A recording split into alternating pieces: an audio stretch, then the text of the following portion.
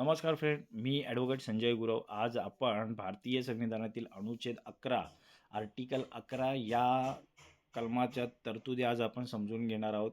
ह्या अनुच्छेद 11 मध्ये कोणकोणत्या तरतुदी आलेल्या आहेत त्याचा आज आपण सविस्तर आढावा घेणार आहोत. भारतीय संविधानातील अनुच्छेद 11 आर्टिकल 11 हे नागरिकत्वाशी संबंधित शेवटचे कलम असून ते संसदेला अत्यंत व्यापक अधिकार प्रदान करते. संविधानाने नागरिकत्वाचे कायमस्वरूपी नियम न बनवता ते अधिकार संसदेकडे सोपवलेले आहेत. काय या कलमांमध्ये तरतूद? तर हे कलम नागरिकत्वाच्या बाबतीत शेवटचं कलम आहे 11 हे कलम. ते संसदेला अत्यंत व्यापक अधिकार प्रदान करतात. संविधानाने नागरिकत्वाचे कायमस्वरूपी नियम न बनवता ते अधिकार संसदेकडे सोपवलेले आहेत. कलमाची व्याख्या पाहूया. Definition: Parliament to regulate the right of citizenship by law. Nothing in the foregoing provisions of this part shall derogate from the power of Parliament to make any provision with respect to the acquisition and termination of citizenship and all other matters relating to citizenship. संसदेने काय म्हटलंय? तर संसदेने कायद्याद्वारे नागरिकत्वाच्या हक्कांचे विनियमन करणे, या भागाच्या भाग 2 पूर्वगामी तरतुदींमधील कोणतीही गोष्ट नागरिकत्व संपादन करणे व समाप्त करणे, या नागरिकत्वाशी संबंधित अन्य सर्व बाबी यांविषयी कोणतीही तरतूद करण्याचा संसदेच्या अधिकाराला बाधा आणणार नाही. तीही तरतूद ह्या कलमात केलेली आहे.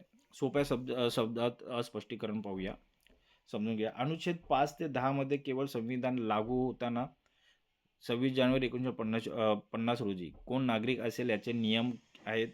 पण भविष्यात कोणाला नागरिकत्व द्यायचे, कुणाचे नागरिकत्व रद्द करायचे किंवा नियम कसे बदलायचे याचा पूर्ण अधिकार केवळ भारतीय संसदेला, पार्लिमेंटला देण्यात आलेला आहे. कलम का अस्तित्वात आले?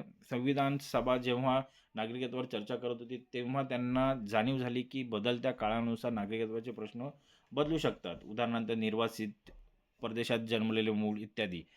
संविधानातच सर्व नियम घट्ट करून ठेवण्याऐवजी भविष्यातील गरजांनुसार लवचिक निर्णय घेण्यासाठी हा अधिकार संसदेला देणे आवश्यक होते. त्यामुळे हे कलम अस्तित्वात आलेलं आहे. कलमाचे महत्त्व आणि उद्दिष्ट समजूया.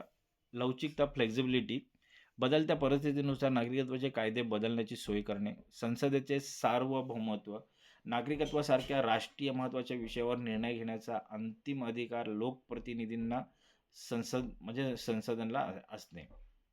सर्वसमावेशकता: 5 ते 10 मधील त्रुटी दूर करून सविस्तर कायदे बनवण्याची तरतूद करणे हे या कलमाचे महत्त्व आणि उद्दिष्ट आहे. जर या कलमाचे उल्लंघन झाल्यास उल्लंघन कसं होतं, शिक्षा आणि उपाय समजून घेऊया. हे कलम संसदेला अधिकार देते, त्यामुळे नागरिकांकडून याचे उल्लंघन होत नाही. तर संसदेने बनवलेल्या कायद्यांचे, उदाहरणार्थ नागरिकत्व कायदा 1955 उल्लंघन होऊ शकते. जर संसदेने संविधानाच्या मूळ आराखड्याच्या बेसिक स्ट्रक्चरच्या बाहेर जाऊन भेदभाव करणारा कायदा केला तर ते उल्लंघन मानले जाऊ शकते. शिक्षा आणि उपाय काय? जर एखादा कायदा भेदभाव करणारा असेल तर नागरिक न्यायालयीन पुनर्विलोकनासाठी ज्युडिशियल रिव्ह्यूसाठी सर्वोच्च न्यायालयात जाऊ शकतात. सर्वोच्च न्यायालयामध्ये दाद मागू शकतात. न्यायालयीन प्रकरणे आणि निर्णय. प्रकरण असं आहे की सर्वानंद सोनोवाल विरुद्ध भारत सरकार 2005 मधला हा खटला आहे. या खटल्याचा प्रश्न असा होता की बेकायदेशीर स्थलांतरित आणि नागरिकत्व कायद्यातील बदल. निर्णय देण्यात न्यायालयाने मान्य केले की अनुच्छेद 11 अंतर्गत संसदेला नागरिकत्वाचे कायदे बनवण्याचा पूर्ण अधिकार आहे. परंतु असे कायदे देशाच्या सुरक्षेला बाधा आणणारे नसावेत.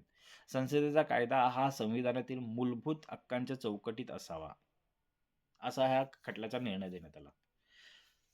पुढे संबंधित संविधानिक कलमे आणि इतर कायदे पाहूया. ह्या कलमाच्या संबंधित असलेले संविधानिक कलमे कोणती आहेत आणि कायदे कोणते आहेत ते पाहूया. अनुच्छेद 11चा वापर करूनच संसदेने खालील महत्त्वाचा कायदा बनवलेला आहे की नागरिकत्व कायदा 1955, सिटिझनशिप ॲक्ट 1955 हा अनुच्छेद 11चा वापर करून बनवण्यात आलेला कायदा आहे. हा मुख्य कायदा असून यात नागरिकत्व मिळवण्याचे 5 मार्ग आहेत: जन्म, वंश नोंदणी, स्वीकृती आणि प्रदेशाचे विलिनीकरण. ह्या 5 मार्गांनी एखादा व्यक्ती भारत देशाचा नागरिकत्व मिळवू शकतो, हे दिले आहेत. दुरुस्त: या 5 कलमाचा आधार घेऊन याच कलमाचा आधार घेऊन पुढे 1986, 1992, 2003, 2005, 2015 आणि 2019 मध्ये सी-ए-एमध्ये नागरिकत्व कायद्यात सुधारणा करण्यात आलेल्या आहेत.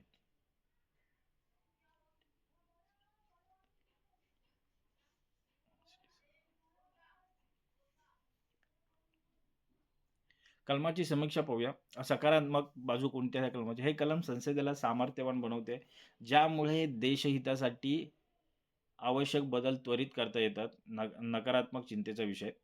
काय संसदेला मिळालेले अधिकार अत्यंत व्यापक असल्याने सत्ताधारी पक्ष आपल्या राजकीय फायद्यासाठी नागरिकत्वाचे निकष बदलू शकतात, अशी भीती अनेकदा व्यक्त केली जाते. उदाहरणार्थ सी वरील वाद. ते ह्या कलमाची अशी आपण समीक्षा करू शकतो. निष्कर्ष काय काढता येईल या कलमाचा? अनुच्छेद 11 हे नागरिकत्वाच्या प्रकरणातील मास्टर की आहे. संविधानाने नागरिकत्वाचे काम अपूर्ण ठेवले होते ते पूर्ण करण्याची जबाबदारी या कलमाने संसदेला दिली. हे कलम भारताच्या नागरिकत्वाला एक गतिमान डायनॅमिक स्वरूप देते, जे काळाप्रमाणे बदलू शकते.